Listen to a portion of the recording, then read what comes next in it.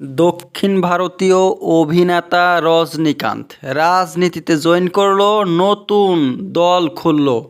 কিন্তু উনি প্রধানমন্ত্রী নরেন্দ্র মোদীর সাথে মিলে গেল। সাংবাদিক ওনাকে প্রশ্ন করছিল, আপনি রাহুল গান্ধীকে না নরেন্দ্র মোদীকে সাপোর্ট করবেন? রজনীকান্ত জবাব দিয়েছিল, 9 জন মানুষ যদি একজনের বিরুদ্ধে লড়ে তাহলে কে বেশি শক্তিশালী? সেই 9 জন না একজন? তার মানে উনি বুঝাইছিল যে মোদি হয়েছে সবচেয়ে বেশি শক্তিশালী, কাজেই মোদির সাথ দেওয়া প্রয়োজন। আদর্শবান জ্ঞানী ব্যক্তিদের চিন্তাধারা কিন্তু এমন নয়, শক্তি দেখে নয়, আদর্শ দেখে, চরিত্র দেখে, কাজ কাম দেখে সাথ দিতে হবে। মানুষটা কেমন, পার্টিটা কেমন, ভালো না মন্দ, সেইটা দেখতে হবে। খ্রিস্টানরা বেশি শক্তিশালী আর বিশ্বের বেশিরভাগ লোক হয়েছে খ্রিস্টান।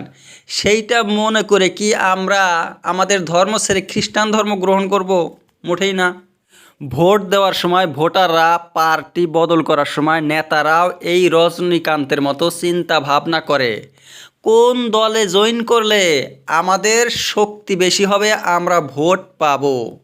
স্বার্থপর লোকেরা, অল্পজ্ঞানী লোকেরা এমন বিচারধারা রাখে।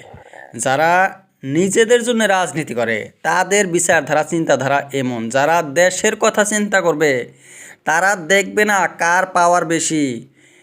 নিজেরা আদর্শ হতে হবে আর পাওয়ার থাকতে হবে নিজেদের কাছে। নিজেরা যদি সৎ লোক হয় তাদের পাওয়ার থাকবে আর তারা দুনিয়াকে নিজের হাতে আনতে সমর্থ হবে। সমাজের সংস্কারের কথা চিন্তা করতে হবে, মানুষের ভুলগুলো শুদ্ধ করে দিতে হবে। তার জন্যে এইটা দেখার নয় কাদের কাছে মানুষ বেশি আছে আর কারা বেশি পাওয়ারফুল।